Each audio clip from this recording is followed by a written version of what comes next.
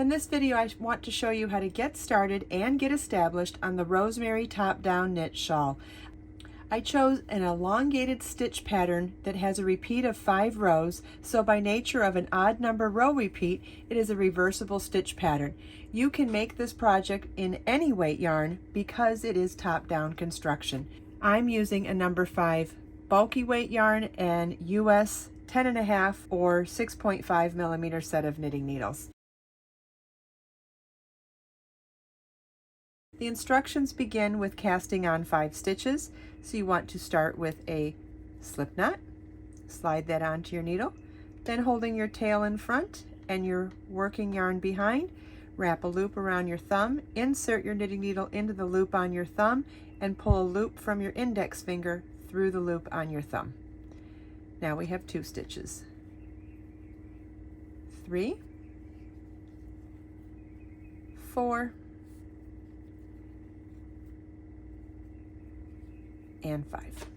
Cast on 5 stitches. Row 1 begins with knit 1, then bind off 2. So we're going to knit 1.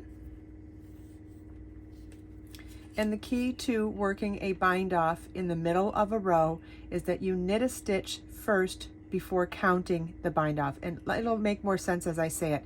So we're going to bind off 1, we're going to knit 2 to bind off the first one, then knit another stitch to bind off the second stitch. Then the instructions say to slip 1 stitch and then pass the second stitch up and over the first stitch and off the needle. You should have 2 stitches remaining on your right hand needle at the end of row 1. Row 2 begins with working knit 1, yarn over, and knit 1 all in the first stitch. Let me show you how to do that. We're going to insert our knitting needle into the first stitch and yarn over to knit 1, but don't pull this stitch off yet. We're going to yarn over and knit into that same stitch again for a total of 3 stitches worked into that stitch before we drop the previous stitch off. So it was knit 1, yarn over, knit 1, then yarn over. Then in the last stitch, we're going to work knit 1, yarn over, knit 1 again.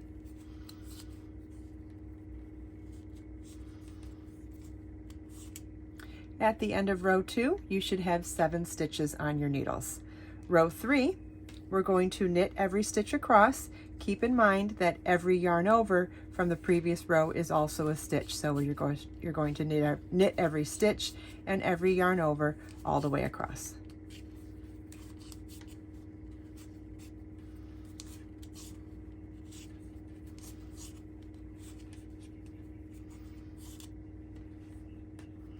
Row 4 begins with a knit 1.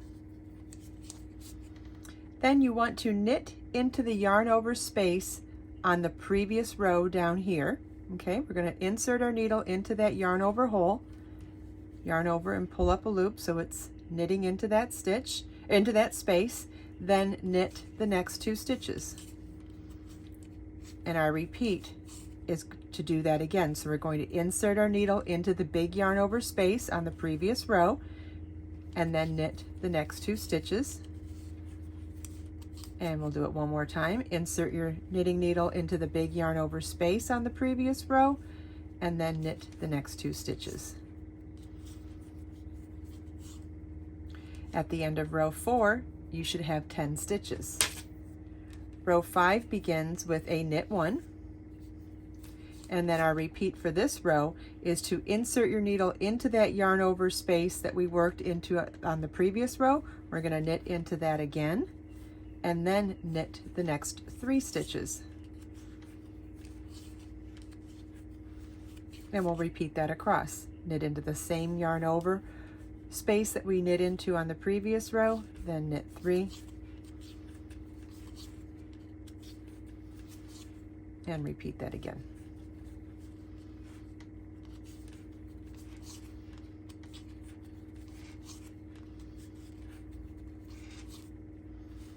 At the end of row 5, you should have 13 stitches on your needles. Row 6 begins with a knit 1.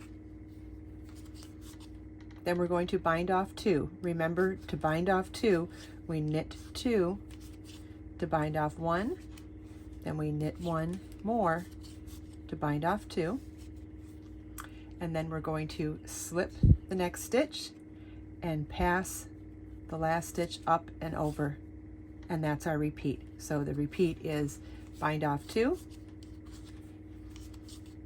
knit 2 to bind off 1, knit 1 more to bind off 2, slip the next stitch and pass the last stitch up and over the slip stitch.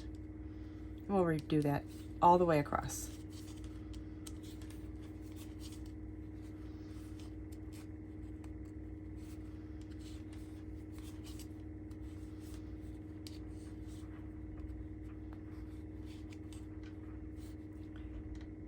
At the end of row 6, you should have 4 stitches left on your needle. Row 7 begins with working knit 1, yarn over, knit 1 into the first stitch. Then our repeat is yarn over and knit 1, yarn over, knit 1 in the next stitch.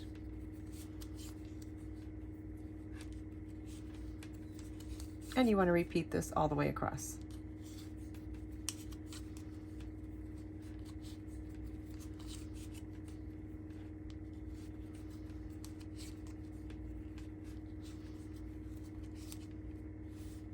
At the end of row 7, you should have 15 stitches on your needles. Row 8 is to repeat row 3, which is to simply knit across. Remember, you're knitting every yarn over and every stitch. Every yarn over counts as a stitch as well. This is what your work should look like at the end of row 8. Row 9 is a repeat of row 4, which is knit 1, and then knit into the yarn over space in the previous row, knit 2. And you want to repeat that all the way across. Again, it's knit into the yarn over space below and then knit 2. And you want to repeat that all the way across.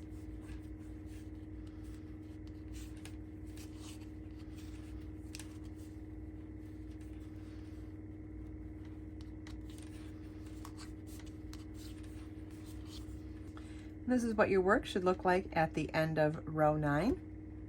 Row 10 is a repeat of row 5, which is to knit 1, then knit into that same yarn over space we knit into on the last row, knit 3.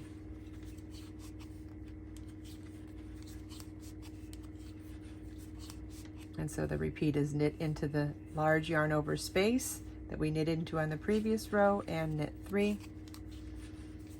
And you want to repeat this all the way across. This is what your work should look like at the end of row 10, and you should have 29 stitches on your needles. Row 11 starts with a knit 1.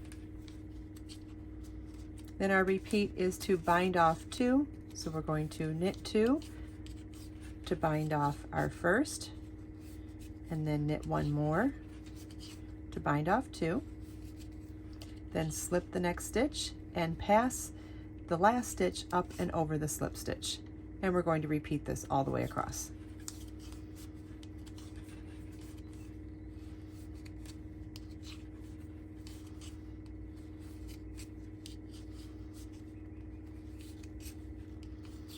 This is what your work should look like at the end of row 11. You should have 8 stitches remaining on your needles. Row 12 begins with working knit 1, yarn over, knit 1 into the first stitch. Then we're going to yarn over, knit 1 2 times, yarn over, knit 1, and then yarn over, knit 1 again.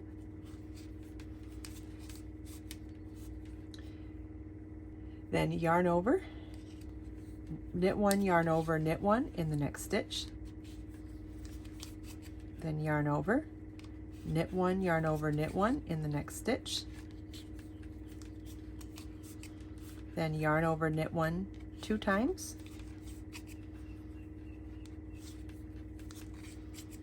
Then yarn over, knit 1, yarn over, knit 1 in the last stitch. This is what your work should look like at the end of row 12. You should have 23 stitches on your needles. Row 13 is a repeat of row 3, which is to simply knit across. This is what your work should look like at the end of row 13. No stitch count change, we're still at 23 stitches. Then row 14 is a repeat of row 4, which is to knit the first stitch, then knit into the next yarn over space in the previous row, knit 2, and we're going to repeat knit 1 into the yarn over space below, knit 2, we're going to repeat that all the way across.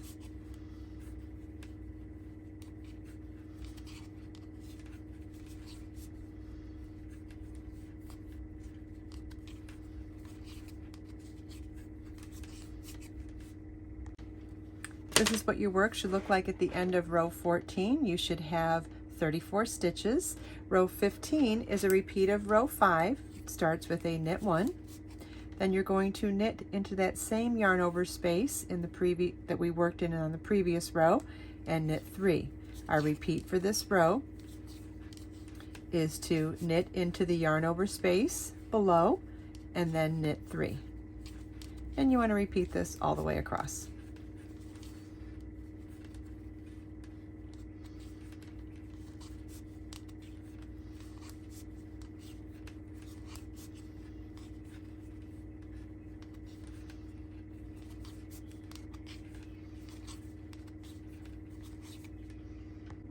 This is what your work should look like at the end of row 15. You should have 45 stitches on your needles.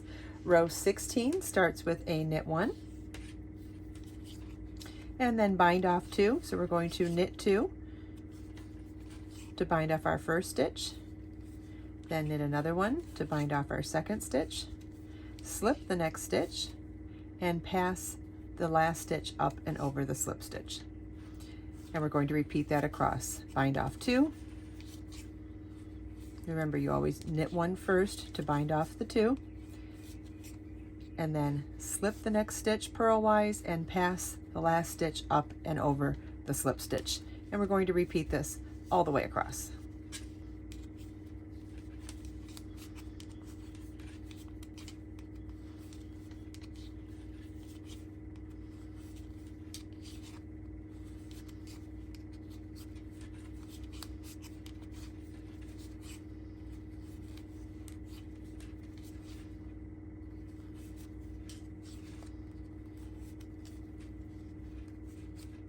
At the end of row 16, you should have 12 stitches remaining on your needles.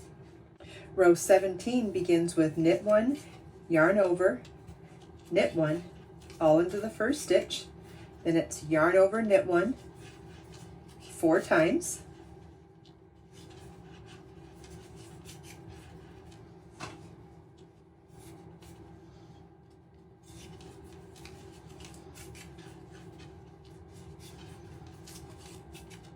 Then it's yarn over, knit 1, yarn over, and knit 1 all in the next stitch.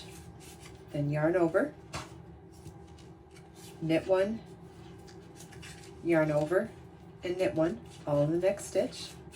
Then yarn over, knit 1, 4 times.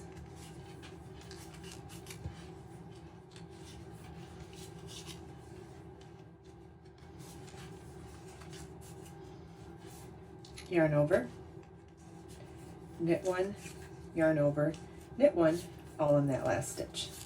So now we've come to the point where we have our pattern established. So on every repeat of this row, it's going to be to do the increased stitch on each edge and in the 2 middle stitches. And notice how on the last 2 repeats it was yarn over, knit 1 2 times on each side, and then now it's yarn over, knit 1 4 times on each side. Each time we repeat this row, it will increase the number of even stitches in between the 4 increased stitches 2 times. You don't need it, that's only conceptual if you want to learn that. If you just want to follow the pattern, that's fine too. I have every single row written out completely with stitch counts at the end of every single row. So at this point, you have all the tools that you need to work in the established pattern to either work the full size shawl that I made or to make it in any weight yarn and make it any size. You could make it much larger than I did by just following this pattern repeat. Also, I've already done the bind off row. That beautiful picot bind off is a separate video, and I'll link that in the video description and on the final end screen here. You can find this pattern on my website, Ravelry, or Etsy. Make sure to like, follow, and share for more tutorials.